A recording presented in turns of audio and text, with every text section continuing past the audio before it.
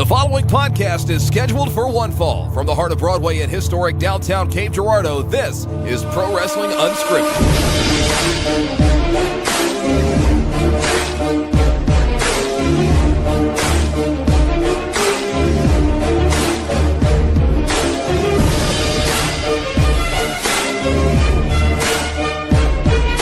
February 20th, 2019, and you were tuned in to Pro Wrestling Unscripted here on the Podzilla 1985 network. Lucky you! My name is Shannon Young, Mr. 100. I'm going to be your host tonight for the evening, over my cold for the most part. Although I feel worse today than I have in the past couple days. Also, why am I so excited? Down at the end of the table, the 5-star man, Ace of Gray. All 5.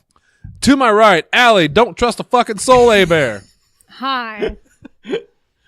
And to my left, the Big D, Dalton Anthony. Yo, I'm really upset that you used your one this early, but that was the perfect way to use it. Oh, sweet baby, we haven't had one in months. We're each working with like 20 at this point. I thought you meant the other one. Like there hasn't been a single one in months. I was like, no. No. Did I stroke out? Yeah, no. This is now adult Pro Wrestling Unscripted. It would make more sense why I just got tagged in a high school track meet Instagram posts from October 2018. I just got tagged in Bingo Night at Fitness Plus. At least you have a membership there. I don't know. I don't know what spam. I don't have a. I go to Planet Fitness, baby. Oh, yeah. Gotcha. The only thing they do over there is Marco's Night, which is really great for a health facility.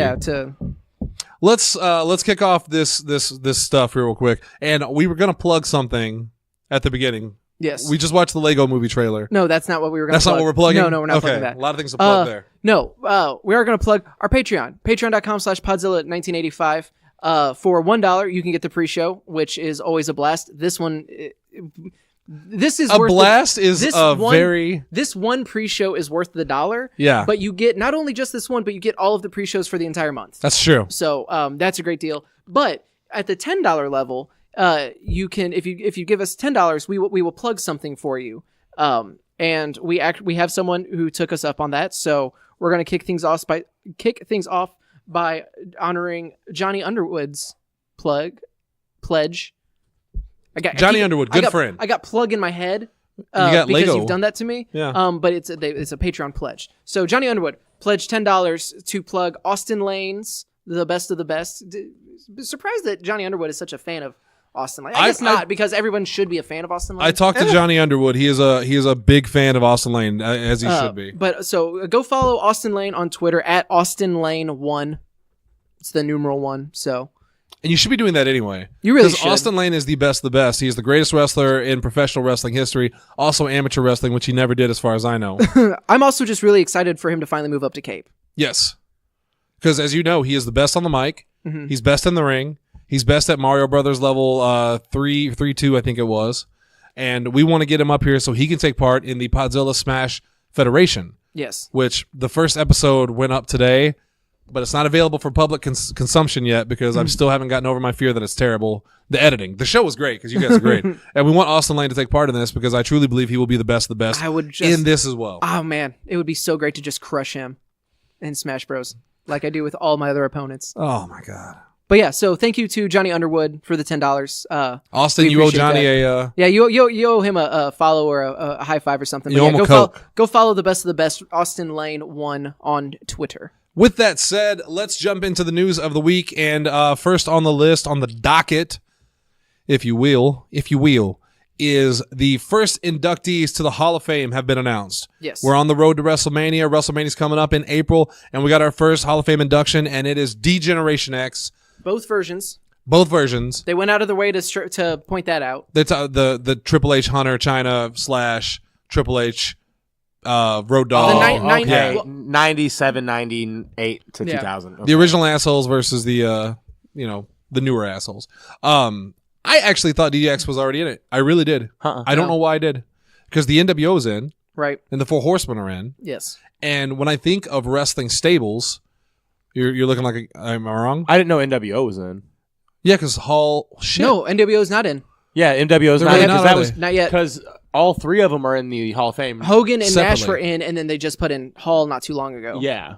So yeah, but no, how is the NWO not in there? No, yet, because Hogan. The only organization is Horsemen. Horsemen. Yep. Yeah. Well, now Sorry. Well, yeah. There's like teams, but that doesn't count. Like I'm talking like because I was stable. about to say Freebirds, Right. and then I realized that kind of counts as a tag team. That's a tag team because it's the Freebird rule. Yeah. Yeah. literally is what they're about. And now Or maybe got- we don't know anything. Turn this off now. We don't know our shit. Hey, if we're wrong, subscribe to Patreon for $1 and tell us. You don't have to The do pre-show's that. better than the garbage we truck out. Oh, this for is free. terrible. Tripe. DX is going in. Fools. The big part about this, of course, is that China's going in. And people have been clamoring for China to get into the Hall of Fame for a while now. And I've seen some people congratulating her. I've seen some people critical that she's going in as a group and not in solo. And I want to know what you guys think about that. I'm one of those people. You think she should go in solo? I think she absolutely deserves to go in solo. Yeah. I'm not trying to understate or undercut her accomplishments and her importance to Degeneration X. She really was the glue. I think there would be, if they had excluded her from this, then that would have been insane. So it's good to see her get some recognition, but I would have, if it were up to me, my personal preference is I would have rather her go in solo first. And then, whenever they are ready to induct all of Degeneration X, then. It's important to note that I have a healthy respect for what China accomplished in wrestling. Mm-hmm. And because of that healthy respect, I am foregoing all of the urges that is in my awful comedy stomach. I know what you're about to say. That every time you say solo or group and stuff like that, Oh, that I want to never make a mind. bad Yeah, joke. And I'm right. not going to do it because I also think that she should go in by herself. And the argument that because she's done pornography excludes her from the Hall of Fame because he doesn't want, Triple H or whoever doesn't want his children to see it in the future, immediately went out the window when Tammy Sitch is still in the Hall of Fame and has legitimately done porno. Right. Like it's not even it's not a Paige situation where she got caught, It was having leaked or something. It was leaked. No, she did an actual porn that was called like Sunny Days or something like that. I'm not joking. I think it's called something like that. But the point is, she has actually done pornography. So if she can be in the Hall of Fame for that, the only reason why China wouldn't be is because of how outspoken and critical she was of WWE after she left. Mm-hmm. And also there is the conspiracy theories that, Stephanie McMahon, the McMahon family would block her out because of her previous relationship with Triple H, which I don't personally believe. Yeah. Because one thing that the McMahons are good at is they do business with people that they don't want to do business with. Right. Eric Bischoff came back. Bruno Sammartino, Ultimate Warrior. Yeah. I checked IMDb. It was Sunny Side Up. Wow. But yeah, That was no, a really creative name. I'm excited that I'm excited that China is getting some representation. Period, because it's well deserved. Yeah, there's never going to be anyone like China. And trust me, they've tried to recreate her multiple times. Yeah. While she was there. Nicole Bass, Mm-hmm. Asia in WCW, which was just bad. I mean, even some that did better. Beth Phoenix wasn't a China See, clone, but yeah, but come on, there was inspirations, obviously. Well, yeah, but anytime you have someone who is like that A dominant athletic female. and that strong, Yeah. and you're going to draw those comparisons regardless. I really liked her work with Triple H. I loved her feud with Triple H against Marlena and Goldust back in the day. I liked China as a whole. I thought she was really, really cool. She had a lot of problems. Her history with X-Pac is well documented, both in private affairs and on television. Yeah. She had a troubled life. She died way too young, and it's a sad story. It really is a shame that she passed before Any of this could happen. this Yeah. happened. Especially when people like the Ultimate Warrior gets his send off, and China doesn't. Right. Yeah, So, so that's super sad. But like I said, I honestly think that's the biggest part of the story it's of China. Degeneration X going in is that they're including China, because it's one of those. It's a given. So this will be Shawn Michaels' second time. Or is HBK in the Hall of Fame? Yeah. Okay. Yeah. So HBK will be him and Ric Flair now the two that. This is Triple H's first. Yeah, Triple H's first. Triple which H, he'll Road go in- Dogg, and Billy Gunn. Yep. Well, no, are the Outlaws in as a tag Yep. team? Nope. Well, no, they're not in as a tag team. Okay. But they're in as the group. DX. Yeah. Speaking of, that brings me to the new segment of PWU. Oh, you have a new segment. The tweet of the week. Okay. Play the theme song. Tweet of the week. Gonna expose some idiots' tweets. Oh, so we don't have a theme song. Okay. That was the fucking theme song. No, but this isn't an idiot's tweets. This is legitimately a fantastic tweet. Well, you didn't tell me the bit ahead. No, of no, time. do the other song. Oh, the Just other use song. No, Okay, just go no. ahead. Play It's the tweet- real theme. It's Play the the real. tweet of the week. You're making a mockery of my segment. I don't Someone's gonna appreciate. be I don't. tweet of the week. I don't know. Just do the tweet. I don't appreciate it. Damn it. Rusev tweeted gold. about it, Uh-huh. and he's and including tagging him in it. Like, I wonder what T-shirt Billy Gunn's gonna wear to the Hall of Fame ceremony. Oh, yeah. That tickled me. See, Billy Gunn, Shannon, is now a member and producer of All Elite Wrestling. Yeah. I think you're gonna have to explain the story more. No, it's good. That was it. No, I got it. Play the end credits. Tweet. Stop it. You're not the one. Well, it was just tweet. I assume he's gonna wear a tuxedo that's like cut off at the midriff and no sleeves. I hope so. Yeah. Can you get a tuxedo with a bunch of Kiss like patches embroidered in it? And meanwhile, fuck yeah. Meanwhile, Road Dogg's, oh my God, Road Dogg's just an embarrassment. You look at all of those guys, like physically. Okay. Road Dogg was never in the best shape because he was always just kind of a skinny guy. He was never like, he didn't look like a wrestler really. Road Dogg. You know what I mean? Like he was a little too skinny. He didn't have the body that, especially that the Vince McMahon type loves. Because Shawn Michaels was small, but he was jacked. He was muscly. Triple H, obviously muscly. Billy Gunn. People often forget just how good Billy Gunn looked. Ignorantly muscly. Yeah. Still. Mm-hmm. But then there's Road Dogg. And if you look at them now, Shawn Michaels is still in great shape.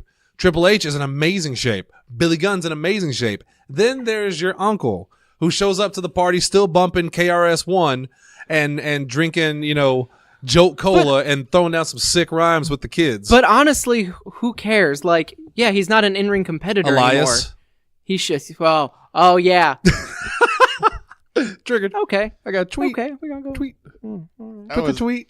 Oh, that's the theme song. I forgot it. How's your six-pack going? Making fun of Road Dogg. I donated it to Krispy Kreme Did you? in exchange for 8 dozens. Anyway, why you gonna salt me over Road Dogg? I didn't know you were his best friend over there. I'm not. It's kind of a shitty thing to Oh, go after the more than middle-aged man for not being in shape. God knows that I should never body shame anybody. Believe me. It's just he was always the when skinniest, when you're compared to these Adonises. especially Billy Gunn. Mm-hmm. It would not actually Triple H. Who's got a better body, Triple H or Billy Gunn? Yes. It's a legitimately hard question. Like indie, like while they were doing DX? No, like now. Oh. Because at the time, I would yeah. have said Billy Gunn. Billy Gunn was actually in just stupid good shape. Yeah. Still is. Billy Yeah. Gunn should have been so big. I showed Allie that video probably like a week Rock ago promo? where The Rock obliterated him and kind of set his career on a trajectory into the sun. Like when Edge didn't want a Billy Gunn, the King of the Ring title. Mm-hmm. Whew. Yeah, they buried Billy hard. I don't know who he pissed off. And then of course X-Pac is going to be in. And I'm X-Pac. He's also there. Who will probably I also figured you get a solo Wrestling's Post Malone. You don't even know what that means. She told me. I feel like it's an insult though. No, I was He saying, likes like, Post Malone. I do though. like Post Malone. And I like X-Pac. I feel They like both just look dirty and sound dirty and have been dirty. Forever unclean. No, I What mean were we gonna say? no, that's fine. That's fine. no, because you're right. Like X-Pac, They all deserve it. everyone in Degeneration X, one way or another, was eventually going to go into the Hall of Fame. Yeah. But probably not Triple H, solo. of course. HBK's already in. Right. China was a pioneer in women's wrestling, inarguably. New Age Outlaws. New were Age Outlaws are ushered in the Attitude one of the Era. most decorated tag Yeah. teams of in all of the WWF. I forgot to plug my battery in. You guys keep talking. New Age Outlaws, so they're going to go in as a team. Like, yeah, they may not go in individually, but they would go in as They a would team. go in, and I which would would count. count- I would that's count that individual, individual. Yeah, yeah. exactly. X-Pac, you're right. Like, I mean, between 1-2-3 Kid, between his cruiserweight work, between S6. Yeah. Because that was what I said in the group You chat. can I was even like, like- they're all going. Everybody in that group, and I will count China like as a whole because I feel like this is a very like he's not here, so I can say it and not think the joke's gonna happen. But like that, this is a good way to backdoor China in without. He's such a dick. Without like really offending anybody, and without really spotlighting her. which is which I agree Which is a is bullshit, shame. but yeah. It's like But- when they brought Hogan back in Saudi Arabia. They knew they could do it without anyone making like Yeah. jokes. So yes, if you couldn't hear him, that's how they brought Hogan back in through Saudi Arabia. No, yeah, they can hear. But yeah, no, like I think it is. That's a thing that I do whenever people are talking that shouldn't be talking. Yeah, but they talk real low. I talk real loud. But like it's a very, and again, it's stupid. I agree, but it's a very non-offensive way to get her into the Hall of Fame. Right. Yeah, Which, but and And she again, could eventually go in solo. yes, and again, let me reiterate. I said I don't completely agree with it, but it is a non-offensive way to get her in the Hall of Fame, which she deserves. Because the thing of it is, at the end of the day, Tully Blanchard is in the Hall of Fame. Coco Beware. Well, no, but I'm saying like Tully Blanchard is in the Hall of Fame because of the Four Horsemen. Yeah. Mhm. nobody's going to go up to Tully Blanchard and be like, well, you're only in there because of the Four Horsemen. Like, he is a WWE Hall of Famer. You cannot take that away from him. Same thing with China. She is, after WrestleMania 35, she'll be a Hall of Famer. She will be a Hall of Famer.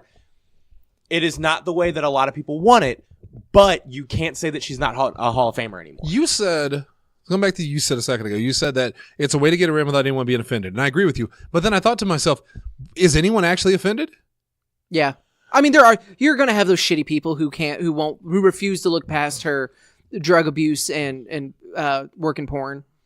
But at that point, you better also. But you were never going to, like, those people were never truly wrestling fans. Yeah, yeah. And it's one of those, like, if you say the porn thing, and I mean, I love them, but like X-Pac shouldn't be in then. Yeah, he also did. Yeah, he was in the video. He was the other half. Yeah. So it's that, and to me, it's not a valid reason for her to not be in the Hall of Fame. I do think it is not 100% okay that this is how she's going in first. But in 5, 6, 7 years down the line, if she is in there by then, I say no harm, no foul. It's if it's 20 years down the line. Do you think that they are putting them in as a group to avoid having to put in anyone solo?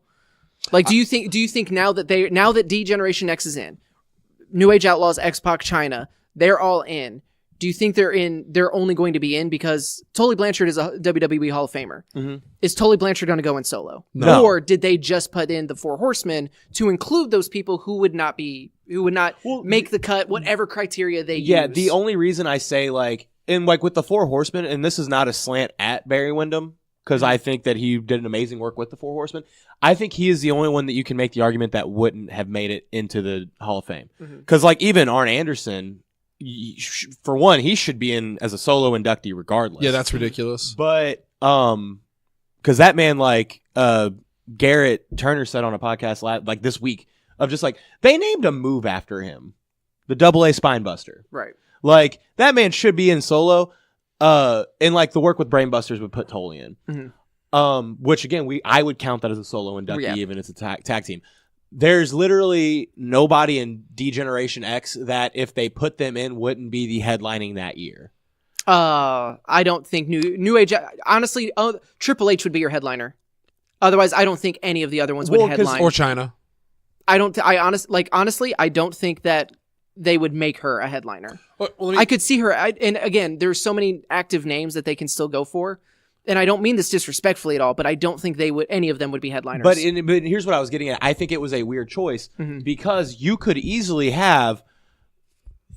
They could be in solo, but I don't think they'd be headliners. Put in solo, you at least have one name for 5 years. Yeah.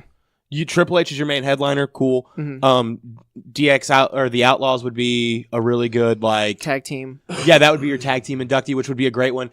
1, 2, 3 Kid would be a good opening one, or like first announcement. Yeah, like you can do that, and then you have it spread out for 5 years, and then in 8, 9, 10 years, that's when you have DX. I think this is a really weird way to do it because now they're doing it Justice League. Yeah, instead of doing it Avengers, because they're doing all of them in at once, and then maybe the rest go in solo. Because Flair was already in the Hall of Fame, and then you have the Horsemen come in. Yeah, but they'll only induct Road Dogg and Billy Gunn together. They'll never induct them separately. No, and that's what I mean. Like that's what we're talking about. Is like the tag team that counts as a solo induction. But do you think that this is going to keep them from getting solo inductions? I think China will never go in solo. What about the rest? I think the New Age Outlaws will not go in solo either because I think they'll just attribute DX. That's to them. China is the only one that I could see deserving to go in solo other than Triple H. And not a shot at them. Do you think that the climate that we're in now, the Me Too movement, the women's rights and stuff like that, has anything to do with them taking that shot on China and saying, well, we'll put her in? But still, it's I don't know how to describe this as it's in my head, so I'm going to try to get it out the best I can. That the climate that we are in kind of made them want to help push her along, but at the same time, like Dalton said, they're so afraid of the backlash that it's almost like a backhanded, okay, here you go, because look how progressive we are. But at the same time, we're still cowards. We don't want to put her in solo, but this will shut enough people up. But at the same time, this won't hurt our family-friendly picture. Honestly, I don't know. I think that it's definitely something that they considered, like they took it into account, but it is that thing where this probably started with them knowing they wanted to induct Degeneration X. And then the discussions of, okay, how are we doing this? Do we include China? Are we willing to face that backlash of not including one of the, most prominent, memorable members from them, like from that group? So I'm sure there was a lot of discussion to it, and I'm sure they weighed a lot of things, and it's people way smarter than me that made the call. I wonder if it's a chicken and egg thing. I think this is the safest route they could take. This is, you are putting China in, which is going to appease a lot of people, without having to spotlight her. She is a part of a group where you can have people like you have every other surviving member able to talk on the stage, and I'm sure she will get a very touching either video or someone will pay her tribute in that acceptance speech. Right. God, I hope so. Yeah, because if they let them all talk, if they let them all talk and no one brings up China, I can't imagine that. I can't imagine they would let that happen. I can't imagine any of them would do that. So, so you have them. You can now avoid the super rabid wrestling historian fans who would lose their shit, understandably so, if you're inducting DX without China. Yeah. But then you also can kind of appease the people who think that because of what happened after her career ended in wrestling, that she should not go into the WWE Hall of Fame by, okay, well, she's not going in solo, she's going in as DX, because then you can even still, well, no, you can't induct the group without her. Again, it's a shitty thing. I would preferred her to go in solo, but it's that weird solo first and then with DX. Can you separate the performer from the person? You know what I mean? Can you separate the character from the person? It's that Chris Benoit argument. Should Chris Benoit, the wrestler, be ignored because of what he did? And not just Chris Benoit. He's the most extreme example. And I think that that is such that is so incomparable. Well, so I said he's an extreme example, but he's a black eye on wrestling. Yeah. He's a black eye on wrestling. Some people think China's a black eye on wrestling. Mm-hmm. And you also point the criticism at Hulk Hogan. His racist tirade put a black eye on wrestling. I mean, look at your Hall of Fame inductees in general. Ultimate Warrior, bigot, and homophobe, Iron Sheik. Like, all of these people are kind of terrible in their own kind of ways, you know? Jimmy Snuka. Yeah. Yeah, so I think that, I don't know, can you separate the performer from the person? Again, I think that when you look at all of those examples we just named, I think they are all a whole different animal compared to what China did. They showed legitimate hatred unfounded for other human beings based on nothing other than prejudice. Skin color, sexual orientation, religion, whatever. China got naked and had sex on camera because she chose to. She had an addiction problem, which is a black eye. You can't get a poster of every wrestler from 1980 through 2010, throw a dart at that poster and not hit an addict. Right. Or someone who struggled with that at some point. I mean, especially wrestlers from the 80s. That's not special. Yeah. Right. The only thing really is, like, yes, she said some very inflammatory things about very important people within that organization. Right. Mm-hmm. But again, that does not compare to what these other people did. So for her to be excluded and as such a taboo subject for as long as she has, and maybe that's just because I have a very not progressive, because that makes me sound like hoity-toity. I have a very relaxed view on porn and sexuality. Like, I don't think that it's a big deal at all that she did porn, where there's a lot of people who that is a very intense subject. Oh, I know. I deal with them. Very big deal. I deal with them every day when they come in and buy games that if there's nudity, they refuse it. If there's bloodshed and carnage, they're fine with it. Yeah, if I can only if little Timmy can blow up someone's head and see fine. Everything, that's he sees fine. that on TV. But a little bit of side boob, that's not okay. That's not okay. So again, I understand that I'm kind of like, that's my unique perspective that. And I look at it a little bit differently because, in my opinion, like, I always go back to the Hulk Hogan thing of what he said versus the person that he was. If you listen to what he said on the tape, he said awful things that paint him as an awful person. But if you ask anyone that's ever dealt with him in life, they would tell you that's not who he is. So who is he? Is he what he said he is on this tape? Mm-hmm. Or is he the evidence presented to you by other people? And same thing with China. Is she a drug? Is she the things she said that were so inflammatory? Or is she the legendary, progressive, trailblazer, wall-breaking professional wrestler? And I think she is the wrestler. Yeah. And I think that's why she should go in. Allie, I wanted to ask you about this 20 minutes ago, and we kept talking. What do you feel about this? Is this a slight against China, or is this just okay enough? Or is it just okay enough right now? I don't I don't really know, because I don't think I have the knowledge of everything That she's done. that she's done, yeah. Or how WWE has responded to things that she has done before in the past. Mostly they just ignored her, pretended she didn't exist. From Yeah. the conversation that you guys just had, you mentioned pretty much drug abuse and Adult porn. films. Yeah. Neither of those things, I think, should keep her out of the Hall of Fame or out of any the place, because Even if that place is a family-friendly company. well, with the era that she wrestled in, everyone was addicted to drugs. You don't have to. Yeah, no one in DX is allowed in if drug abuse is going to keep you. Except Sean. Except for Triple H. Yeah, Triple H was the Triple only H was the only, and I don't know about Billy or Road Dogg. yeah, but Pretty much just And- X-Pac and Sean. but yeah, but she's Yeah. right. Yeah, And there's also a way that you can in wrestling, they're all characters. So, in a sense, whenever they're going into the Hall of Fame, it's their character that's going into the Hall of Fame, because they're not putting. That's true. We're not hearing their The real given name. names. Yeah.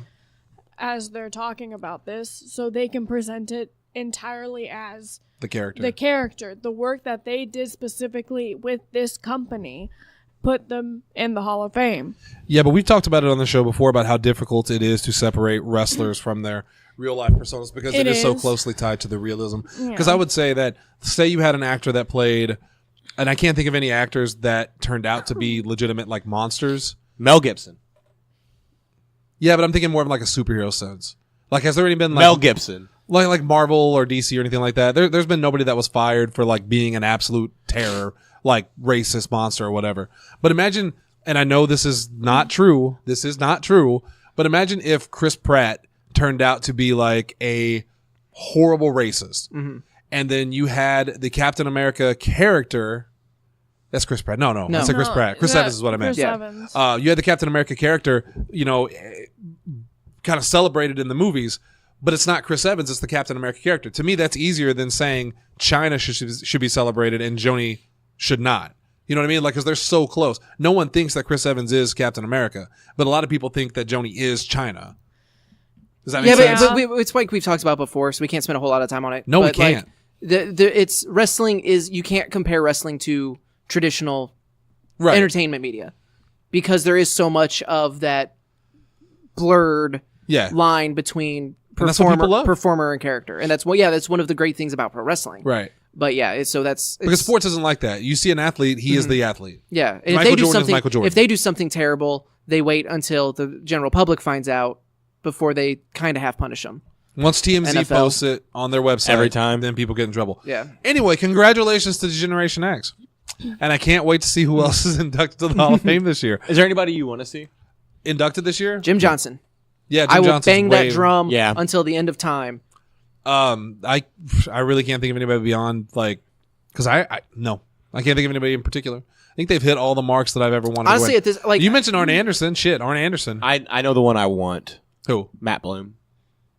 yeah, especially for his A-Train. work. I know who it is. Especially his work with NXT. I'm just thinking he's still working with them. I wouldn't almost say it's too soon. I would wait until maybe he retires completely. See, and that's kind of like there's off the top of my head, there's a handful of names that I can very much that could headline a Hall of Fame. The Rock, The Undertaker, Kane.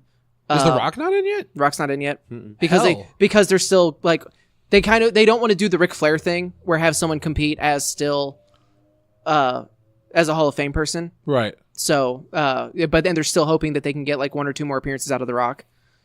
Paul Heyman, Yeah. Paul Heyman definitely deserves it. I want to see in. And there's always we'll end up talking. We usually Big talk Show. about people. Big Show, yeah. Mark Henry. Mark Henry would be a great one. Yeah. Yeah. Yeah, I mean, there's just But we'll see what happens because there's a lot William of Regal. lot of space. The Cat. Ernest Miller. No. Jerry Lawler's Lawler's ex-wife. ex-wife. She was a trailblazer too. She was the first one to get naked on a WWE pay-per-view. Well, Isn't that special? Fun All right. fact. let's move on because we're 30 minutes into the show. Yep. Jesus. Are you smarter than a fifth grader? Is getting Nope. rebooted on Nickelodeon. Are you saying you are smarter than a fifth grader? Oh, I thought it was a question. Oh, I hope you are. No, yeah, I am. Just because I don't know the stuff that they are specifically being taught. But guess what? None of those little shits can change a tire. Yeah. And hopefully they've never. I drove myself to the studio. Yeah, I win. Give me the prize money. Mitochondria is the powerhouse of the cell. Boom, nailed it. That's high school level shit. It also creates Jedis. No, that's it's midichlorians. Shit, I'm not smarter than a fifth grader. It's the powerhouse of the Force, but yes, you were close. So yeah, John Cena's the new host, by the way, Man, That could be fun. replacing Jeff Foxworthy. I used to love Are You Smarter Than a Fifth Grader? I didn't because it made me my feel family stupid. is white trash. Now that show made me feel dumb. I watched Jeopardy, and I Again. felt Jeopardy was easier than Are You Smarter Than a because Fifth that Grader. is more because it's such specialized like shit that would be on a fifth grade history test that you have not thought of since you passed or failed that test. I don't know what's. What is happening? You took the lead out of my pencil. I literally did that 20 minutes ago. I haven't touched the pencil. Children. Oh so yeah, my that's God. going to be happening. This is what happens when you and I have a discussion for 20 minutes. Yeah, I gotta Is find they Yeah, get quality. they drift away. Turn off their mics. They're gone. Go. Hey, No. Okay. Yeah. You're. I good. would don't touch my mic. Did you actually turn it off? No, Yeah. Oh. no. Turn it back on. No, I didn't.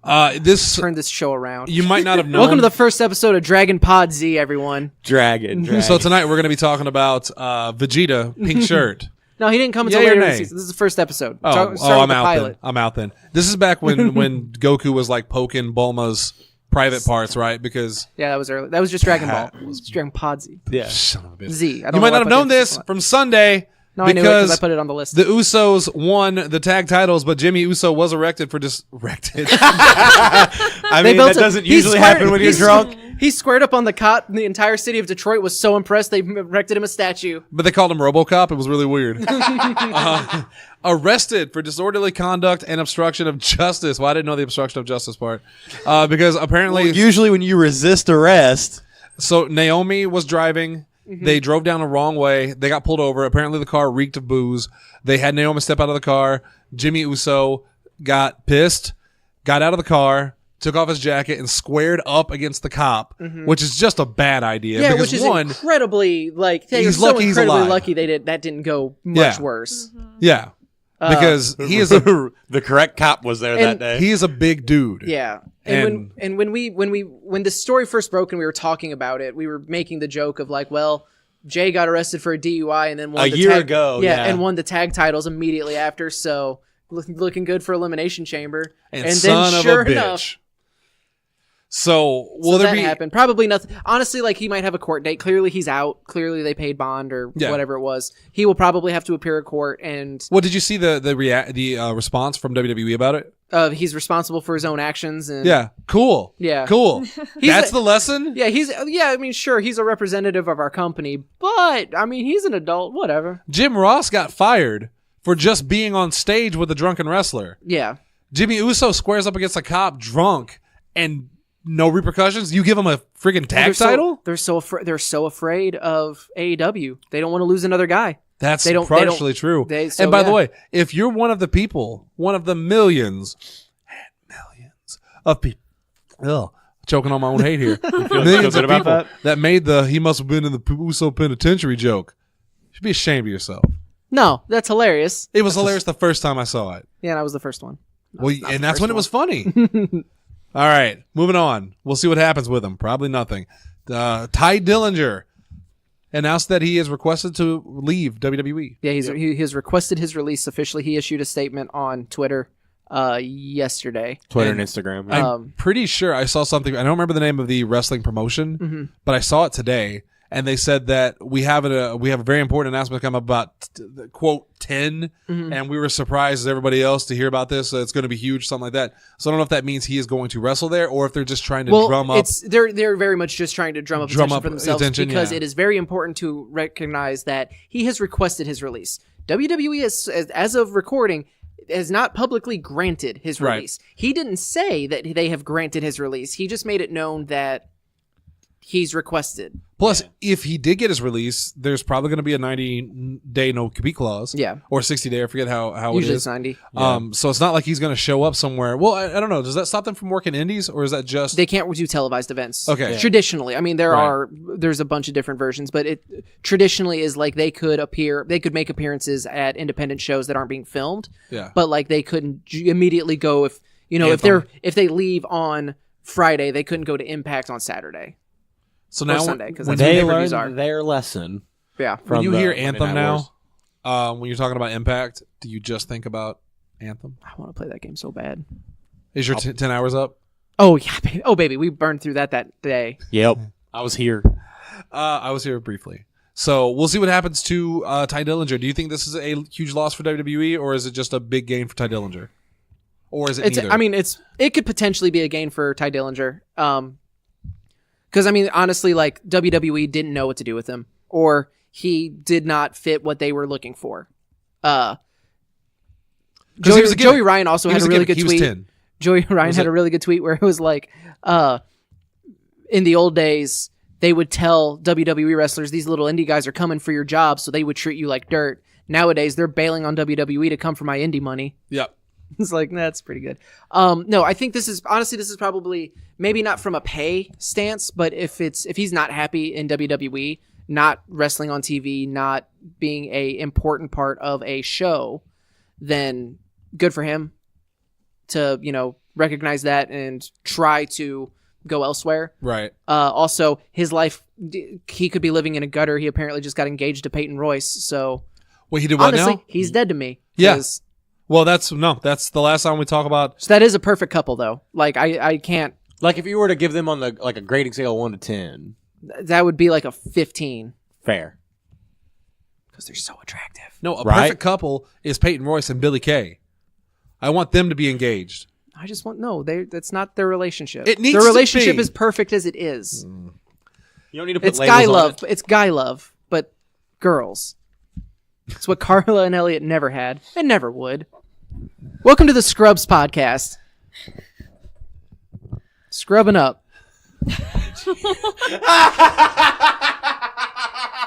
Is that what it's called when they have to wash before surgery? Yes. Scrubbing up. Yeah. God damn. I am a podcast naming machine. That's a new Patreon tier. $20. I will name your podcast. Give me a topic and I'll give it to you. Here's the best thing is that we needed video because he said it. It's a scrub podcast now. You saw the wheels turn for like I can get 3 something. seconds. I can get something. He smiled and said, "Scrubbing up." And it was perfect. My friend is a son of a bitch. Genius is what you meant to say. No, also, Allie, my what are you favorite. doing over there? Drawing Boba Fett. Will you stop taking my pencil? I was gonna call her New Age Lindsay, and then I was like, that's not a good idea. One of my favorite responses was on Reddit, and it was because Cody Rhodes issued a statement saying like wishing, he's like, hey, it was super brave of him, and I can't wait to see what's next for him. Wish him the best. And the first comment was like, Ty Dillinger, well, if I leave, I can probably go to AEW. Cody, can't wait to see what he does next. Ty, wait, what? Hey, speaking Best of of luck to you. Speaking of AEW, and they've got a little show later this year called All or Not. What is it? All or Nothing? Double or Double or Nothing. Nothing. Double or Nothing. And attached to that is Starcast 2, Yes. which is going to be really cool. And a big name, probably the biggest name they could legally get, I would say, in wrestling. I truly mean that. The Undertaker is going to be at Starcast, which of course has the rumor mill a turning. Is Undertaker going to AEW? No, he's probably not. I can't say he's not for sure. He's But I'd been say doing probably. conventions. But yeah, he's been doing these Right. kind of appearances. Someone. But I mean, come on. You have to admit, anytime this looks fishy. No, yeah, because It looks fishy. Because you can't. Starcast is because of AEW. Right. The first Starcast was explicitly tied to All In. The second Starcast 2 is explicitly tied to Double or Nothing. So yeah, you're absolutely right. There's smoke. Team Undertaker is talking to Team AEW in some capacity, even Right. if that is just Taker's publicist and Conrad. Right. Yeah. Who but still that it is not insignificant. Right. This, Which is this why, isn't we- tinfoil hat conspiracy theory. There is smoke. Someone, let me pull up my note here, because someone mentioned that in a UK convention that they attended, there it is. Undertaker was, thank you, Broadway. Undertaker was charging $150 per photo and for a 3-hour appearance was making $60,000. And I was talking to somebody that was like, not CCW. Mhm. I was talking to somebody that was like, oh, I'll message their publicist to see how much it would cost to get them. And for like an hour, it was like $50,000. Why'd you have to put the not CCW qualifier? Because if anybody here listens to and is like, That's like me saying, I have 2 friends, Dalton and Asa. Someone said something. It wasn't Dalton, but I'm not going to tell you who it was. I know a lot of people. I just need everybody to know it was at CCW. Listen, Mr. Connections over here. Anyway, what were they saying? But yeah, no, they said it was like $50,000 for like an hour or two. Yeah, that's... Which is absolutely insane. Imagine being able to make more in an hour of just standing around waving. Than I'm currently making in my actual job in a year. Yeah. Yeah, no, that was my exact sentence I said earlier. Oh, like literally 3 times what I make in a year. Yeah. In an hour. Yeah. Now, All right, granted, kids, you welcome to the Eat the Rich podcast. eat the. It's not a Dragon Ball Z bit. That's never the show. You're going to confuse the universe.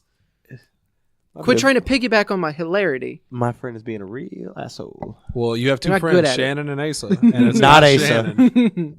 What? Anyway, so Sounds like you got 0 friends then.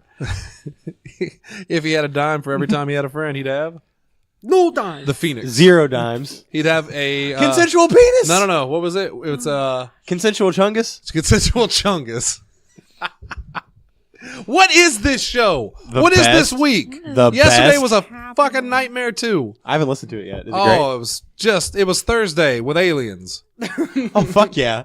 Anyway, Undertaker at Starcast. That's so you think this is the end of it? This is the end of it. I broke my wrist, or I have broken my elbow or something because I can't even lay it on the table right now. It's bad. I'm in so much pain. So, do you think that this is it for the Undertaker and AEW, or do you actually think that there could be something? no, I to genuinely think he is appearing at Starcast, and that is the end of it. kind of the same way that CM Punk appeared at what did he No, appear because at? he Talking did. Dead? He did a When he did the signing. signing. at Oh, pro wrestling tees. Pro Wrestling Tees. But everybody was like, "Oh, But that was just this is- because it was the same weekend, but granted, it was a weekend that drew wrestling fans from all over the country Right. into Punk's hometown. He didn't have to leave. Yeah. So well, they paid for his house." oh my god. I'm going to slap you. Oh, but they did. Let's move on and talk about something important. Hulk Hogan. Hulk Hogan. Apparently, and I don't know if this is confirmed or not, but they're apparently making a biopic about him, which good. If there's anyone that deserves, like in wrestling, someone that deserves a movie about them, Hulk Hogan's one of them. And they've pegged Chris Hemsworth to play the Hulkster, which I think is pretty good. Because Hemsworth, you put a mullet on that guy and make him a little bald, and he's gonna look pretty Hulk-like. Yeah, that's what Billy Hills texted me whenever he found out about it. That's good casting. And yeah, that's what I said. I was like, well, I mean, I'll go see it. Yeah. Like, I mean, Chris I will Hemsworth. see it. It depends. Are we talking about a legit film, or are we talking about Jesse Ventura on NBC's movie? I will. Yes, either one. Because that was go watch Wrestling with Regret, which is it's a show I turned you which is on a to show ago. that I introduced Allie to. There you go. About to say, I will slap the o- taste. My only contribution and thoughts on this topic are Hulk could never dream to be as attractive or dreamy as Chris Hemsworth. I think He has the skin of a hot dog and the hair of a fine, the blonde hair of the fine Chinese hair man. of a Chinese man. you go back and watch the movie No Holds Barred. Hard pass. The scene where Hulk Hogan is in the hotel room with the lady, I don't remember her name, and he's oiled up doing push-ups on the ground in his little Speedo, and you tell me Chris Hemsworth could ever be a man like that. Yawn. Infinity War. What about when Infinity War, Thor him pulling when the- Thor in CG does something cool? Hulk Hogan didn't need CG to be racist. His racism was legit. Oh God, that hurt my ribs. I don't know. He pulls the forge. Can- and just Can he say the N word in an American accent? We'll see what happens. No, legitimate, for real though. Do you think they're gonna? What do you think they're gonna do with the Hulk Hogan biopic? Are they gonna I don't touch know. steroid scandal? Are they gonna touch Gawker? Is it gonna be about Gawker? There's a bunch of ways this could go, and there's just not enough details. Like, because Or is yes, this gonna be Hogan in the has superhero story? Hogan has led a fascinating life, He and has. I would hope that they are doing an honest take and taking the bad with the good, and this isn't just like, oh, in that piece. time my son was in a terrible car accident. Like, Well, I think it depends on who's got their hands on it. Is this a WWE film? yeah, if it's a WWE production or if Hogan's attached at all, Right. then yeah, this is going to be. Remember that time that he saved that burning orphanage Yes. and like ended terrorism? Yeah, I do remember that. Yeah, it's going to be a glorified G.I. Joe movie. And they already had that when they had Sergeant Slaughter, and it was better. So we'll keep an eye on that because I'd love to see who's in that movie. Of course, Paige's new movie, Fighting With My Family, comes out this week. Starring The Rock. Starring The Rock. And no one else. Also, Zelina Vega. The Rock. And The Isn't Rock. Nick Frost. And The Rock. Dwayne Johnson. Dwayne The Rock Johnson's in it. And Dwayne The Rock. Yeah, oh, they got both. Okay. Rocky Johnson's son is in it. That's neat. Anyway, Impact's Explosion will begin airing on Twitch tonight at 7 p.m., which, of course, if you're listening to this, and God, why are you still, already happened hours ago. Yeah, but so they're now moving their secondary show as well weekly to Twitch, which is super cool. Because in case you missed it, Fridays you can catch Impact simulcast. Like, it is streamed on their Twitch website as well, so you can watch Impact every week. And now you can also watch Explosion, which is like their it's less their Smackdown and more kind of like their main event or Superstars, where they kind of put just condensed stuff on it. Yeah, and you get kind of matches by people who you may not necessarily see on the main roster, but everybody works really hard, and there is usually some really good stuff to be had there and deserve to be seen. Yes, is the important thing. WWE has acquired the War Games trademark from MLW. Yes, I did not know that. What is MLW? Major League Wrestling? Major League Wrestling, yeah. They had the War Games trademark? Yeah, there was some weird shenanigans because we talked about it back before the previous War Games, like the last one that they had, because they actually don't own the trademark anymore. There was just some deal that they kind of reached that. That's really weird. Yeah, that was. How does WCW not own that, and then how did WWE not get that when they bought them? The thing was, it either must have lapsed, or this was a. It might be that the WCW one was War Games space in between. Oh, yeah. Whereas they have War Games one word. condensed into one. And it's also super important to note that like NWA was the one that did War Games first, not WCW, I'm pretty sure. Yeah. My brain just always associates. Because the main ones were in WCW, WCW, yeah. It's sometimes I forget about NWA in general. Like my brain automatically goes just to WCW. And at this point, like when I do think of them, I think about Impact in TNA. Oh yeah, because that's totally early fair. TNA was pretty much it was just that NWA's belt. TV show. Yeah. Let me do a double check on that War Games thing. 'Cause I'm not 100% sure, but I'm pretty sure. I don't know enough to correct you. Me neither. What's so you that, can just Shannon? pretend you're right. We're gonna talk about Raw and SmackDown real quick. I watched kind of a condensed version of Raw and SmackDown, and trying hard Pop pressed quiz. to remember what happened. Pop quiz for everyone at the table. You have 5 seconds to answer. Who is the WWE United States champion? R-Truth. I have no idea. I don't know. Yep, it is. It's still R-Truth? You wouldn't know that because he hasn't been on TV since he won it, but I'm a genius. I hate wrestling. Oh, I have a pop quiz. Okay.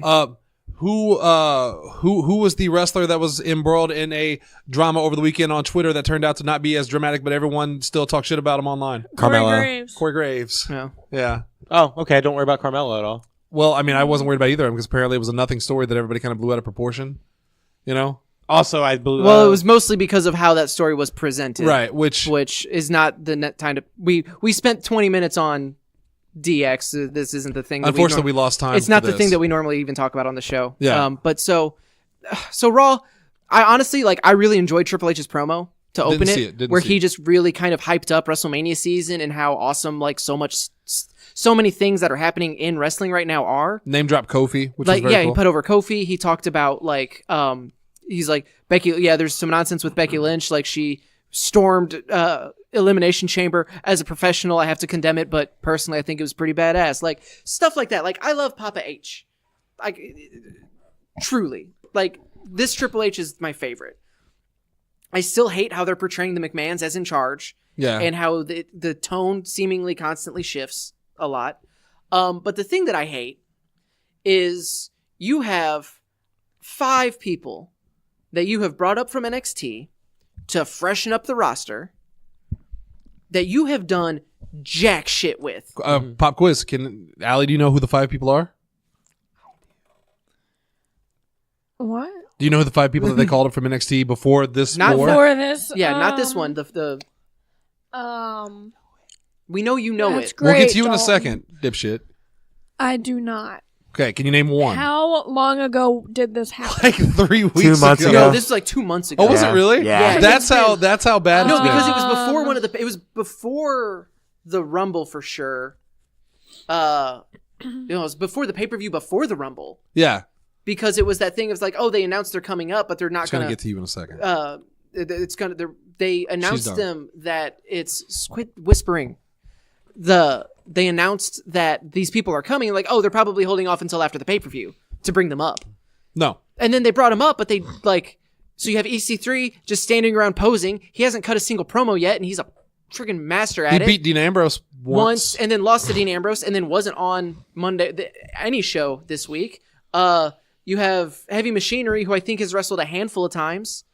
I can't name a single thing Heavy Machinery's done. Other than be weird backstage. Nikki Cross has been Nikki Cross. She teamed up with Alicia Fox to lose, and she's been weird backstage. Lacey Evans had that segment with... She walks out. She had that segment with Moment of Bliss where it seemed like she was going to do something. She was in the Women's Royal Rumble. Had a pretty good part in the Women's Royal Rumble. And then has done nothing but walk to the end of the ramp and then walk back because apparently that drums up interest. So you have these 5 people who you've done nothing with. Oh, hey, we need fresh faces. Let's call up the most critical people to our NXT show.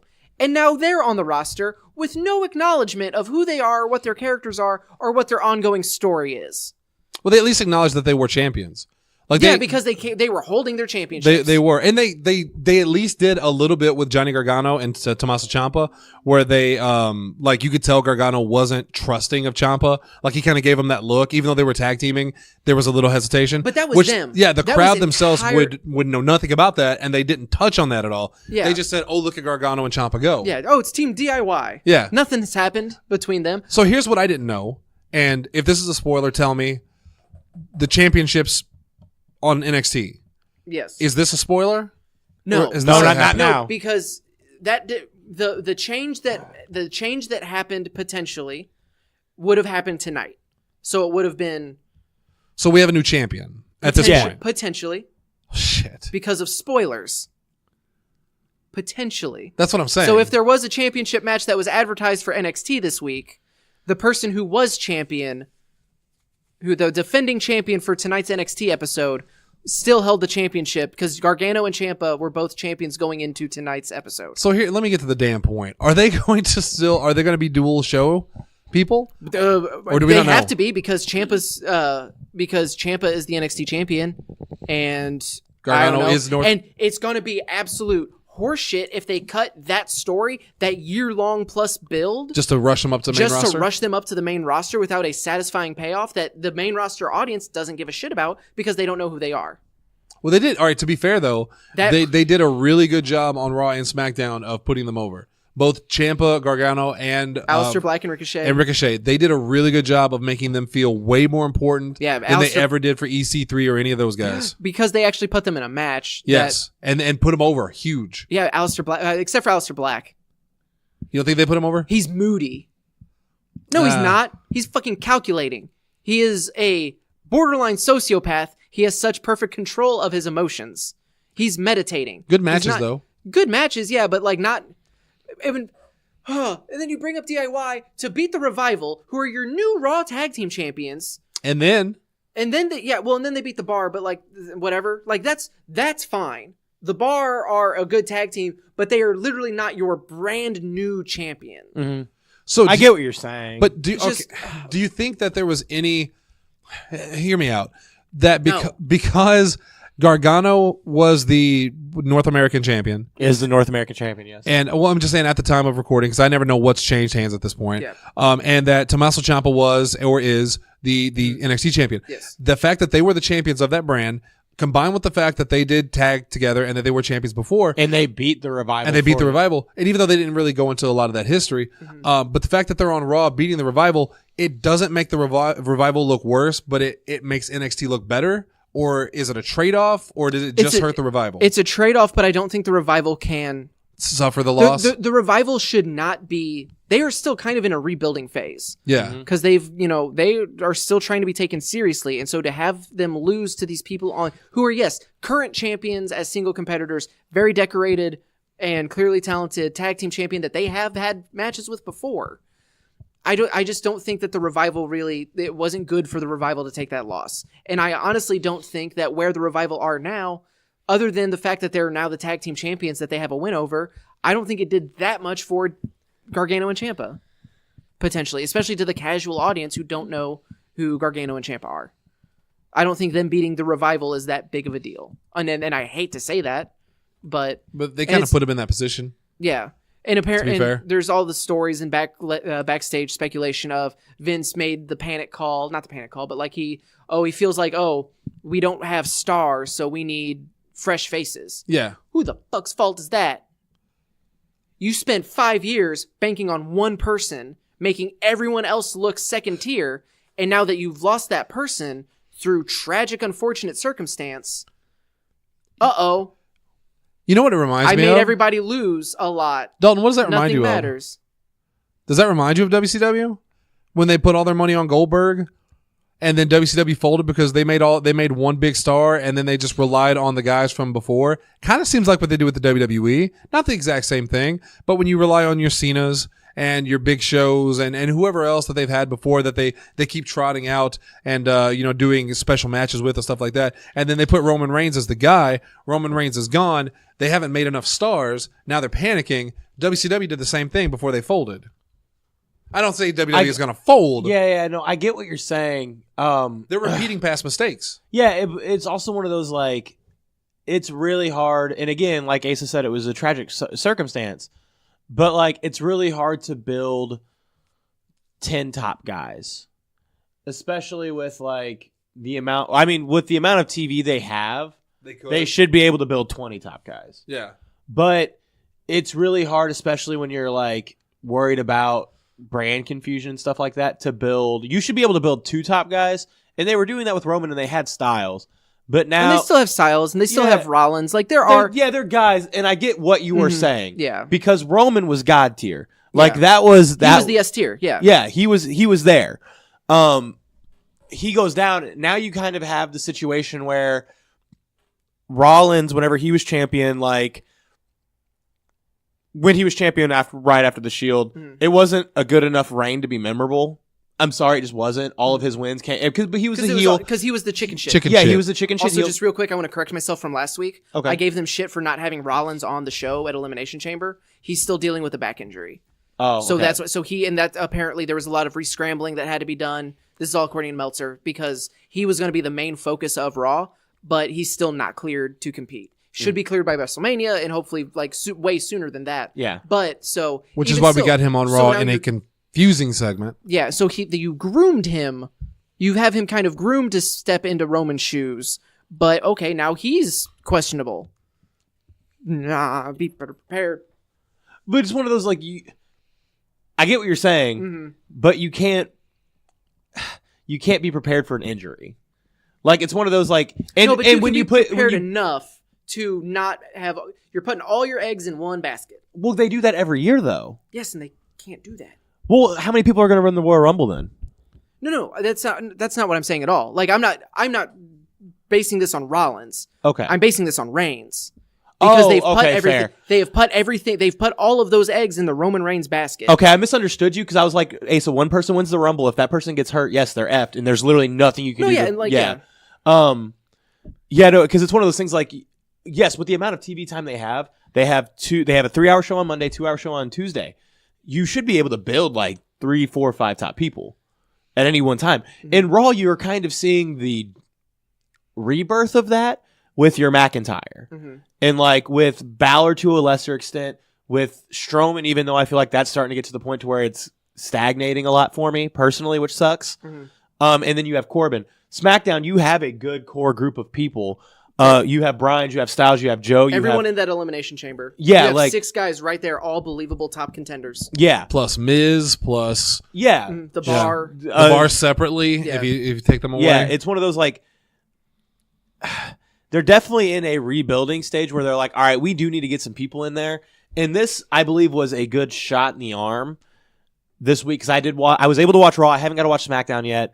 The Raw matches were like Ricochet and Finn Balor had a really good tag against Lashley and Rush. Yeah, the tag match was really fun. I did like that because anytime you put those 4 guys in a ring together, it's going to be gold. And then the Elias match was really good. Elias sold amazingly for Aleister Black. When he got him with the black mask, watch the slow-mo of it. Yeah, it's like, bad. He just Elias did that perfectly. They got them where they needed to be. It was the commentary, which unfortunately for WWE is and the crowd wasn't fantastic on Monday. So if you that have, was one of the worst crowds Monday Night Raw has ever had. yeah, it was not a great crowd at all. Bubba Ray even was like, usually if someone comes up to me and says, wow, that crowd sucked tonight, I say, no, you suck tonight. But so take it from me, that crowd sucked Monday night. Because you have all these amazing talents coming up, and they just really didn't care About anything, not even like the new people. Like anything that happened. So when you have a crowd that doesn't care, and then you top that with commentary that's not great, who is going to... That's not us. We are not the demographic that I'm talking about right now. But who is supposed to care about Gargano? Who's supposed to care about Ciampa? Who's supposed to care about Ricochet? Who's supposed to care about Aleister Black? You can't, because the crowd didn't give them the reaction they needed. Rock versus Hogan at WrestleMania 17 was not a great wrestling match, but the crowd made that match amazing.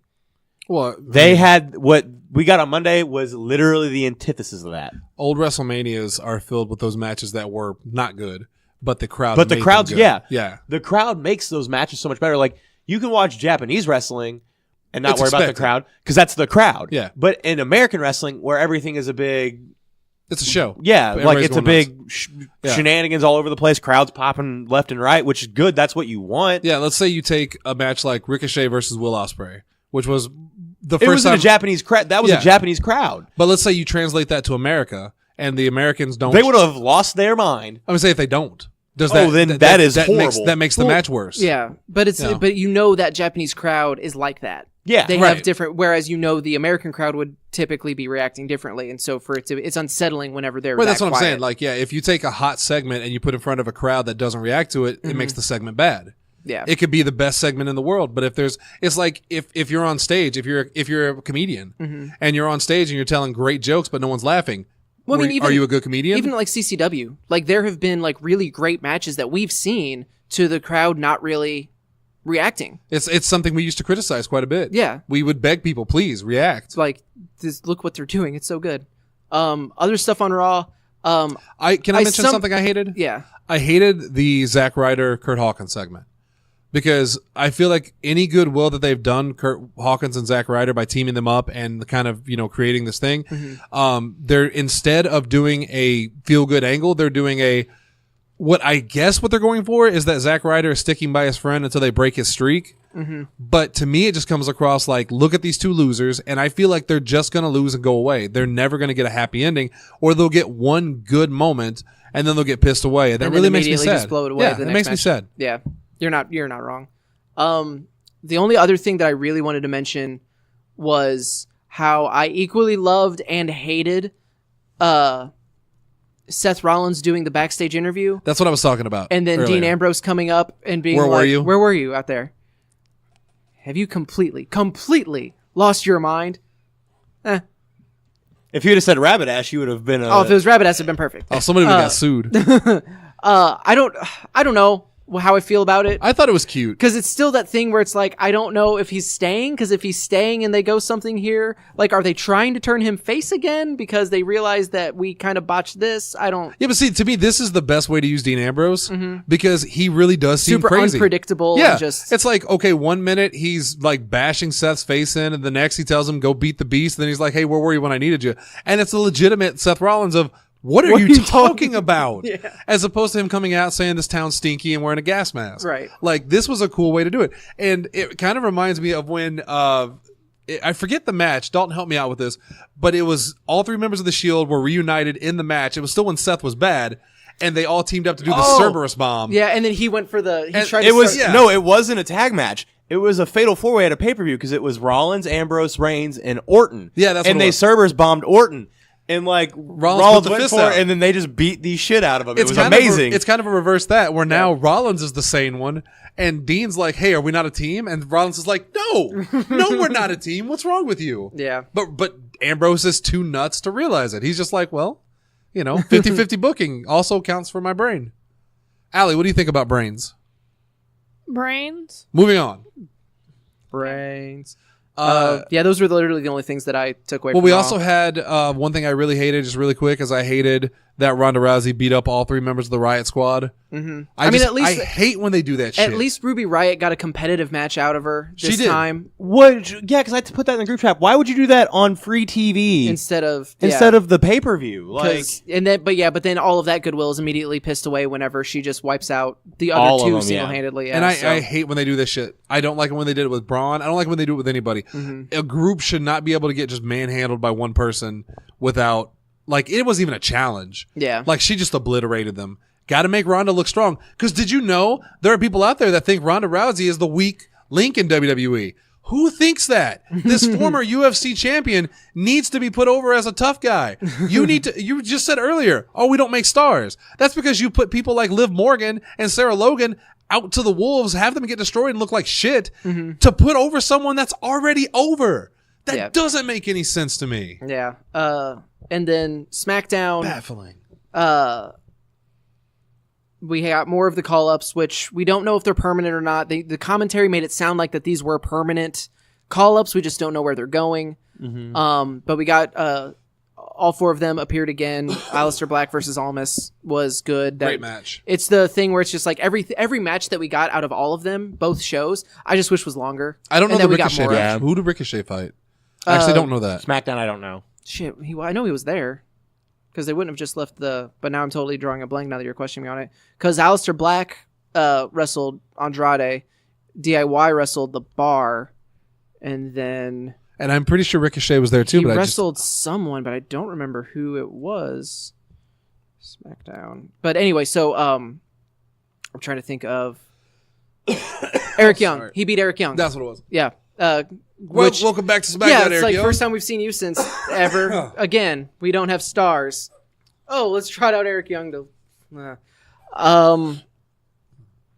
The big thing for me is that they announced that Kofi Kingston is going to be wrestling Daniel Bryan at Fastlane for the WWE Championship. We knew that was going to happen. That's something you mentioned. Well, yeah, he doesn't get the Mania match. He'll get Fastlane instead. See, and that's why I'm not more excited, because yes, this is Kofi Kingston's first one-on-one match for a world championship. He's been in Elimination Chamber matches, and he's been in that He was in that Royal Rumble where it crowned a new champion. But it's super great that he has this opportunity. It's super great that they are recognizing that the fans are so insanely solidly behind Kofi. That makes me very, very happy. What bums me out is knowing that as much as I would love for this to be Harper's return, where they send away Woods and Big E, and they send away Rowan. So Harper's the one that comes out, and then that leads to the New Day versus Daniel Bryan, Harper, and Rowan. Then that can be your tag match, and then at WrestleMania it's Kofi and Daniel Bryan for the championship, and then you can have Woods and then you Reapers. have Woods and then you have Woods and Big E versus the versus the Bludgeon Brothers. Yeah. Sorry, the Reapers is such a better name. But so yeah, I used but instead, the correct name. I think this is the placating. Okay, here you go. Here's Kofi's match. He's not going to win. Kind of like what they did with Bryan when they put him against Batista. Was it Batista to decide? No, Roman. Yeah. To decide who would fight for the title. Mm-hmm. And it's like, okay, well, Bryan's involved. So he's still going to lose, but right. So that bums me out. And there is still hope. They may change their plan, but the rumor is that it's going to be Daniel Bryan versus Kevin Owens at Mania, which I can't be mad about. But when you have this this organic crowd, like it's almost like whenever Daniel Bryan spoon feeding you a star. They have decided this is the person we want to see with it. And even if it isn't a long-term thing, even if it isn't necessarily sustainable, which I think it could be, depending on how they treat him, you are kind of shooting yourself in the foot here. And maybe because it's Mania and they don't want to go off track for what their Mania plans are, maybe if this was happening during like SummerSlam or Survivor Series, they would pull the trigger. But I can't shake the feeling that it's not going to happen. I also just can't shake the feeling that this is going to end in the New Day breaking up. That not only is Kofi getting not his true moment, but they're also going to break up the New Day. Yeah. Yeah. So no evidence, just... Yeah, I have a friend, like I carpool 30 minutes every day, and I have a friend that has a boyfriend that is a big wrestling fan. So she has actively been getting into it for like the last year and a half. And I asked her, because she was like, how hard did you cry at the end of Elimination Chamber? And I said, I don't want to talk about it. But then I was like, it was just a shame they didn't put it on him. And she was just like, well, would you, like, it would have been a short-term thing. Would you have been okay with a 4-day reign? And I said, yes. Because at the end of the day, and it goes back His to the name's China. on the list. Because at the end of the day, it's the China argument. Yeah. Kofi would be a former WWE champion. In my opinion, yes, you have Hogan and then you have Kane. Somebody has more memorable reigns. Right. But at the end of the day, they're both Former WWE WWE champions. Same thing with Rey Mysterio. He had it for 2 hours. You can't take that away from that. He's held that belt. Yeah, it's that thing where it's like, man, I want people to have meaningful reigns with their championships. But at the same time, so like, yes, from the historical aspect, it's the same thing with Bray Wyatt. Bray Wyatt is the former WWE champion. Yeah. But boy, wish that was it was like, better. Yeah, but and that's the thing is like, and maybe that's selfish of me. With Bray Wyatt, it felt like a bad decision to take it away from him. With Kofi, if he really would have held it for a week and then taken it away, it almost feels like a pity fuck, where it's like, hey, the only reason we're putting the belt on you is because to shut these nerds is up. to shut these nerds up. It's less a celebration of you have contributed so much and been so good for so long. Here is your price. Here are your flowers. Right. As opposed to take the scrap, enjoy it for this week, and we're taking it back next week. Yeah. And that's insulting in a way. And I don't know how I would feel about it now that you put it that way, Shannon. I feel like Good point, Shannon. I wouldn't enjoy it as much. Yeah. You know? And it's the same thing with Christian. Like Christian's former world heavyweight champion, but like especially Because after that Edge. first reign, where it's literally a day. Yeah. Like, like it sucks, but you but can't yeah, say there that it he's is. not a world and then, champion. Which, granted, they turned that into something. Like he's a 'Cause then he had multi-time a- champion now. Yeah. But But this felt like this was Kofi's. This was his shot. Yeah. This was his big moment. and this still could be. It's not too late to like. And again, they could change their mind. They could surprise me. He's like a new age and- Daniel Bryan. Yeah, I mean, it really kind of is. Again, you have just this like genuine. Organic. And that's the thing is it's so organic. They try so hard to force feed you people and talent and to be put in these spots and like hope. No, go along with it.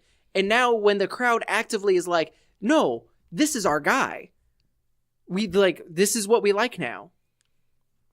I don't understand why they don't just capitalize on that. I always think back to that Vince McMahon being on Stone Cold's podcast where he said, I listen to the audience and I'm a good listener.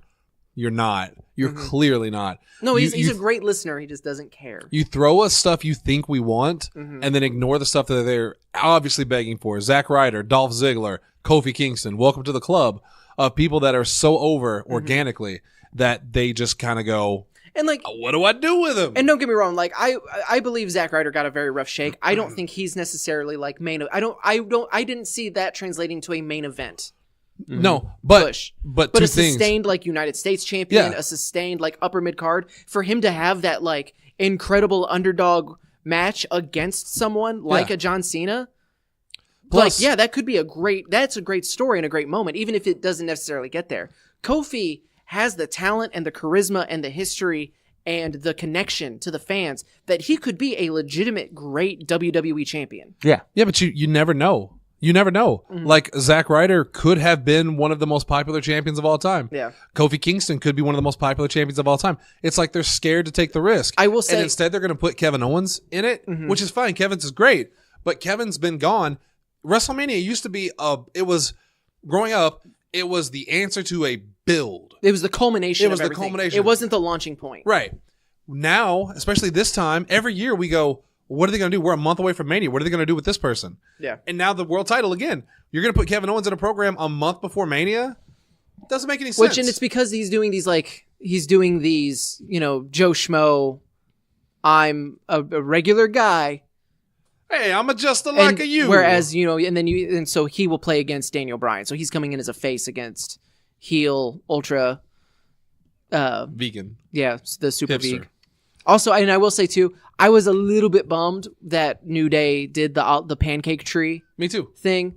I was like, man, this is a perfect time to just not totally like lose who they are and stop having fun and stop joking around, but just dial it back just a little bit. Again, perfect like, world. A little bit more of a serious no, we are here. Because remember 3 years ago. I at was this just point, thinking about it. when Raw went off the air and the final image that you saw was the New Day standing over like half of the Raw roster, Yep. including the Dudleys and John Cena, and they're like, "You take us serious now?" Yeah. Yeah, And then I John was Cena actually the next- just thinking about that. And then literally the next week, Cena was just like, "Oh, well, that was fun, wasn't it?" They should have had Big E and Xavier come out with the pancake tree and trying to be jovial, and Kofi should have just knocked it out of their hands and said, no. I was this close Don't even go that to far winning with the it. title. Like, you don't even have to go that far with it, because they, after the gauntlet match and after Elimination Chamber, they all kind of they did an interview that was really, really good. Yeah. It was very emotional. It was it felt very legitimate, of just like how proud they were of Kofi, and like, no, this is who we are. This is our goal. Kofi getting that world championship is our goal. And so, like, and again, like I said, it doesn't need to go super, like, dark, gritty, edgy Kofi, like, super crazy driven, because I think that does kind of lose out on some of their charm as a group and as, But the pancake and an was act. probably their idea, to be fair. I mean, yeah, and it could have been. It's just, but like I said, just dial it back just a little bit. All right, we're running out of time, so we really got to power through this. Mm-hmm. Anything else on SmackDown? Not the All right. script. Other than we finally got to see Asuka. Mandy Rose beat Asuka. Oh, did she? I know Yep. they came out. I didn't know she beat her. Yeah, Mandy Rose beat Asuka, so that was Why? kind of neat. Why? Probably to set up a Fastlane. No, I mean, match. like, how? I There don't. was shenanigans, I hope. Mandy Rose didn't beat her No. clean. No. Please. There was a roll up. I think it was a roll up. She hit a really pretty knee, like a running knee strike on the outside. All right, so that is, to me, the worst person you could possibly put against Asuka and say, oh, look at this threat. Because I love Mandy Rose, but they have... When you compare what they treat Asuka like versus what they treat Mandy Rose, and now all of a sudden Mandy Rose beats Asuka... Mandy Rose, though, has never been portrayed as not a legitimate competitor. She's not been portrayed as anything other than a man-stealing woman. Like a vindictive, Yeah. evil person, yeah. But so now you get the chance to... So we've established the character. Now you have a chance to establish the wrestler. competitor. Yeah. Well, I hope they do right by her, and it's just not another Carmella beats Asuka, and Asuka goes down another couple Asuka's of just... prongs. yeah. Elimination Chamber was pretty good. I loved it. Yeah, top to bottom, it was solid. Go out ol- of your way to watch it. Only thing that is... The only thing I hated is what Ronda Rousey versus Ruby Riott turned into. That could have just been a segment. That could have been Ronda Rousey wants to stand in the ring with Charlotte Flair. She calls out Charlotte Flair for a promo or something. You don't need to throw Ruby under the bus like that. Yeah. But they got to make Ronda look strong. Because that was my hope. I even said when it came out, I was like, please be a competitive match. Please be a competitive match. And it just was. Now it's like 3 minutes long, if that. But man, did Becky Lynch wear out some asses with a crutch? Did you see the picture of Charlotte's arm Yup. the next day? No. Oh, It was just purple from here to here. dark purple from Did you below see her elbow Ronda to her Rousey bicep. constantly getting up? That irritated me. She's taking a beating, and like Charlotte's on the ground. She's rolling, she's selling. And I know Dalton saw it because he was the first one that echoed what I was thinking of, like, stay down. Ronda Rousey kept getting up. Like, I get you're freaking tough, but my God, be humble. I've learned that lesson before. Yeah. Like, to be fair, she's UFC and you are a podcaster. But at the same time, if you're selling a beating. No.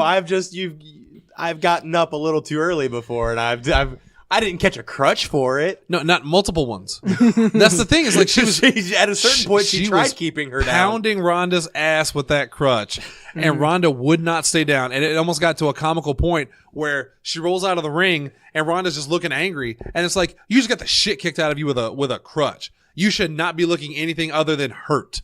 That irritated me.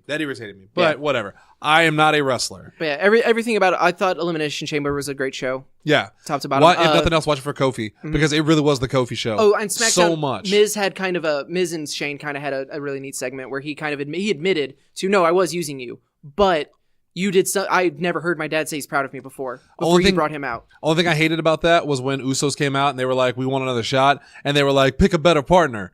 No, you get another partner and you get a shot. And I thought, really? We're portraying Shane as like the ass-kicking strongman and the Miz is the joke partner? Like, there's something else to this, right? Like, they're so afraid of Miz, they don't want him in the match, right? No, I genuinely just think it's them trying to get under Miz's skin. It works. It got Because under my skin. they're leaning heel. Shane McMahon, best in the world. It says so got on the the trophy. trophy. All right, last thing before we get out of here. This weekend, if you're still with us, CCW presents One Night Riot 2 along with, I believe, Papa John's. I think so. The Papa's in the house, as he always is. And it's going to be a hot show. We say that every time because every time it's a hot show. I got the card right here. Do you have the card? I have it off the top of my head. CCW Women's Championship, Tootie Lynn Ramsey, Seishin defending against Cassandra Golden. Which, by the way, Cassandra Golden is now a 2 consecutive champion right now. Yeah, she's won the American Hostile Championship, Wrestling Women's Championship, and she has another one. So she could win the CCW title and be a belt collector. She's the new Ultimo Dragon. This one, I genuinely think could steal the entire weekend. I think it has the potential to. I will for me because I'm madly in love with referee Kelly in that match. More than likely. Because it will be Kelly. Yeah. I do get to see Kelly this weekend. He always gets the women's matches. So that's going to be great. It's going to be Dalton and Billy against Justin and Hollis. I'm so excited. Please don't die, Chance. Insert here. Well, at least they don't have weapons in this one. No. Hopefully. Not supposed to.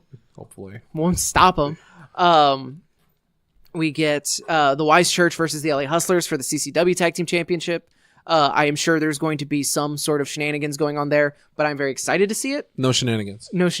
Straight down the middle. Because I love both of those teams. Yeah. I love fucking Lamont. I got me a white woman and she doesn't call me handsome. Just still. I thought about that at work the other day and I just started to giggle to myself. They're always great to see. All 4 of those guys are so funny. Yeah. Like, they're so ridiculously funny. The last show we did when we were doing the interview with the Wise Church and Reno, he said Asian porn star Sergeant Riley. Oh, wait. That killed me. Yeah. So they're all great. So those are 3 matches there. If ever you need help, let me know. No, I can do it. SB and Dexter against Ace and so Brandon SB Espinoza and Dexter Roswell against Jackson Crowley and Ace Hawkins. Yes. I don't know why. I don't feel like I shouldn't just use nicknames. I should give their whole name. Now, this is a rematch from Hardcore November. Halloween. I think it's from the November show because it was in Delta. No, November they did singles matches. That's right. Yeah. Well, Dexter did a singles match, and then and then the mixed tag. It was Hardcore Halloween. Yeah. All 4 of these guys are so incredible. Oh, you say a match that's going to steal the show. I think this match could very well steal the show. Oh no, yeah. Literally every match on this card could steal the show. That's just I'm giving my pick to the women's match. All 4 of those guys are so just annoyingly good. Yeah. I like watching Dexter and Stride, but Dexter and Stride versus Dexter and CCW, it's a whole different character. Yeah. And he honestly impressed me in a way that he has dialed up the aggression and the intensity in a way that I didn't think that he was going to. And I'm not saying this because he's our friend or anything. And honestly, I'm saying it because I'm this man's tag partner. Yeah, half the time, and he is I don't want to say he's underrated because he's so new at it, but I don't think people realize how good he actually is. That's one of the things I distinctly remember. Billy and I think Roger even because Billy and Sarah for sure, and I think also Roger had very positive things to say about him. Early on when we were first kind of being introduced to Stride people. He's the closest thing we have to an anime character. I truly mean that because he has the blood-soaked suit, he has the face paint, and he is also a ridiculously attractive young man. He's got the hair in his eyes. He should be on the cover of Tiger Beat magazine. But he's also insane. But Murder Summer Camp edition. Patrick Patrick Bateman. Is it Patrick Bateman? Yeah. No, that was a wrestler. Patrick Bateman was... He's that American was Psycho. Yeah. Is what he is. He's the handsome, good-looking guy who's also a psychopath. Yeah. There's no one in CCW like Dexter Roswell. But yeah, so I then there's SB, who is just the angriest... I love SB so much. The angriest man. Legitimately, this match. I've said it before on the show. I've said it on CCW Live, and those are my favorite moments is when I can say things on CCW Live and on commentary when I truly believe them. My favorite moment of last year was was Dexter coming out to beat down Jackson to join up with SB, and then Ace returning. Yeah. That was such an amazing moment.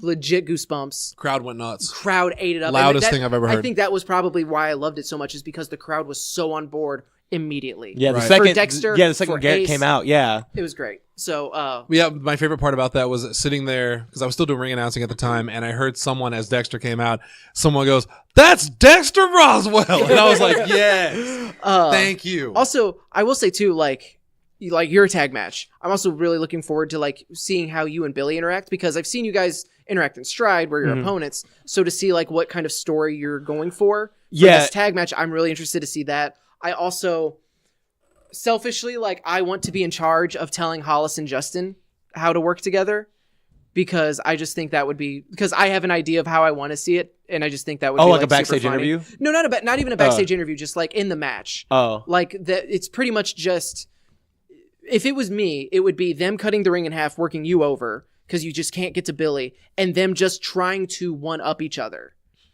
And kicking the shit out of you. and just that kind of like, not like friendly competition either, just like, you're trying to show me up, okay, well, fuck you, because both of those guys, Justin and Hollis both, are so good at just that. They portray the pettiness and the spite and just that kind of untapped anger well. And also the reason I have that is because when you eventually do get that tag to Billy, that crowd is going to come unfucking glued. Can I have a little whiteboard that's erasable? And then when one of them nails them, I write down a score and hold it up. Oh my God, yes! I can make that happen if you want me to grab it tomorrow. And then Justin could look and see what Hollis got and go, I can do better. And then, tag in and beat the shit out of him. Give me 6 points. You need to send me a text tomorrow. Okay. Because I will get all of that. But like I said, that's what I would do. But I don't know shit about shit. But yeah, so I'm excited for that. I'm genuinely excited for that match too. Okay, tag matches, title match and Riot. That's it. Yep. So yeah, the Riot match, always a lot of fun. I said it on CCW Live. We literally only know who 9 people are, including some big people in here. So Gregory Brock Iron's going to be there. Gregory Iron. Mikey's coming back. That's big. We haven't seen Mikey since he lost they lost the tag title. So yeah, Mikey's been absent from CCW in a while. So it's a lot of people want him back. So that's exciting. It's really exciting to get him back. We're getting Damone is going to be like, Damone got announced as well, who was at the last show. There's obviously people that we wish could be there, but people that are still on the shelf, unfortunately. Marco, Austin, guys Brandon, guys that we want to be there, and it's not going to feel the same without them. Yeah. But KLD even, like, KLD, he's still injured. Man, yeah, I wish KLD was in there. He posted something really funny. He's like, so I have my surgically repaired elbow, and I just got a tattoo on this arm, and now I have to get up. I did not think this through. I love that. It's going to be great. The Riot match is a lot of fun. It's one of my favorite matches we ever called last year. For Chaos. Because it was so crazy. It was so crazy and so many people in there. And I actually personally had a lot of fun because I got to call every time someone got kicked out. And that Ace Hawkins has run away. Yeah. I had a lot of fun with that. I hope Bobby Clubs has as much fun as I did. I hope he has fun with it. And then the main event, we have CCW title on the line. Dirty Jake Durden, representing House 100, going up against Matt Cross, M-Dog 20, Son of Havoc. Whatever you want to call him. He's an incredible talent. He's going to have a seminar that same day. A lot of the wrestlers are going to be there. That's going to be a great main event. Like, legitimately main event. That, again, is one of those where it's just like, I'm a little, not mad at all, because I still get to see the match, but it's like part of me really just wants that to just be a straight up, like, one-on-one, no outside shenanigans. You're saying you don't want me there is what you're saying. No, you can be there, just, like, don't do anything. I probably won't. I'm not licensed for anything. It's just that both like I said, from the first time we saw Jake Durden, I was immediately a fan. Yeah. And then same thing with, like, I've been such a fan of Matt Cross. We both have. Yeah, for such a long time that to get to see him live is amazing. I'm incredibly excited to be able to call one of his matches. Like, it's just maybe get him for an interview. God, that would be so cool. God willing. It's going to be an incredible show, and you think back to the days when. I think maybe the last Riot match, no, because I was doing ring announcing. Before that, when the 4 of us would just sit there in the front row and watch this stuff. And now to see where we are individually, it's... Do you ever miss it? Yes, I do. I miss sitting in the front row just cracking jokes with you guys and Allie laying her head on my shoulder and grabbing a soda and some food, and we all just sit there and make fun of the wrestlers. And now, like, none of us are in the same position. Yeah. We're all in. It does. Which, don't get me wrong, Jason warned us about that too. Yeah, he did. He said the more you get involved with this, the more you were gonna you're gonna miss. It's yeah. Which, and he's right, but don't get me wrong. Like, I still love what we do. I do too. It's just there is a part of me that kind of like. It's why I wish we could go. Like, there were more shows around that we could go. That we could we could just go. The end of that. Because even Stride. The end of that last Stride, like the very last match, like my match got done, or like I was before intermission, and a bunch of my friends that I trained with in Stride were in the main. So I was like, me and Garrett, like, put hoodies on. One of us stayed way more inconspicuous than the other. Yeah, because Garrett's was one of those road construction hoodies that you're supposed to see from a mile away, so you know how to slow down on the interstate. I love him. He's simple. I love him. But like, we sat I like sat right in front of Asa watching, Mm-hmm. and like we were cracking jokes. Like it felt like old times, and I got it for like 10 minutes. Don't get me wrong, I love what I do now. Yeah. But like there is a part of me that's just like, man, that was so much fun. The I only, think the the only last time difference we is we ever- weren't heckling the people in the ring. Yeah. It was Heath and Tony, and there wasn't much to friggin' heckle. The last time we all got to hang That out, Iron Man. actually, no, it wasn't even all of us because Allie couldn't make it, but it was that stride show we went to with Ricky Steamboat because Oh, we yeah. all sat in the front row with, I believe, Barry. Yep, Barry. And Billy at Ace some point, Hawkins Ace and sat upcoming with us. Ace and Sarah. Well, they taught the and- kids how to count to 10. That's good. Yeah. I do miss it, but at the same time, we're doing such cool stuff with CCW now. And you can come watch that this Saturday, AC Braze Arena. Doors open at 6 o'clock. Bell time is at 7. It's going to be an absolutely incredible show. Tickets no longer available online, but you can pick them up for $12. Second door. row in general admission at the booth. And you Second do- row is general admission. It is. Yep. Yeah, Yep. same price, $12. Yep. You're not going to want to miss the show. It's going to be absolutely incredible. We will see you there. Of course, Allie heading up the video production side of it. Dalton in the match. Me managing. Asa doing commentary with Ken Murphy. Fantastic. What did I say? Don't worry. Nothing. No, it was something I did. It's fine. It was off mic. It's Yeah, no, it's literally. Well, we'll tell you in a minute. I farted. I farted and it was loud. I don't believe you. No, he that's, did. That's what it is. I'm about to again, so it's fine. Okay. Well, Asa, take us out. Plugs. Facebook.com Yeah, slash you need a plug. I do. They come out my ears. Facebook.com slash Podzilla1985 for this quality content. Podzilla1985.com. Go check out any of our older episodes. Any of the other older episodes then. Twitter.com slash Podzilla1985 because I'm starting to do more stuff with that. So give us a follow there. Also, patreon.com slash Podzilla1985. Thank you to everyone who has donated, is currently donating. Much better content. We really appreciate it. You get than the, this. for $1, you get the pre-show. Which are better. For $10, you get the plug like Johnny Underwood got for Awesome. Austin Lane. That's really nice of him. At Austin Lane 1 on Twitter. It's the number 1. And then, yeah, Podzilla1985.com, patreon.com slash Podzilla1985, facebook.com slash Podzilla1985, We're going to get out of here. twitter.com slash Podzilla1985, Allie's sick. I'm sick. I'm hungry. She's hungry. patreon.com slash Podzilla1985. All right. That's enough. Goodbye, everybody. Dragon Podsy.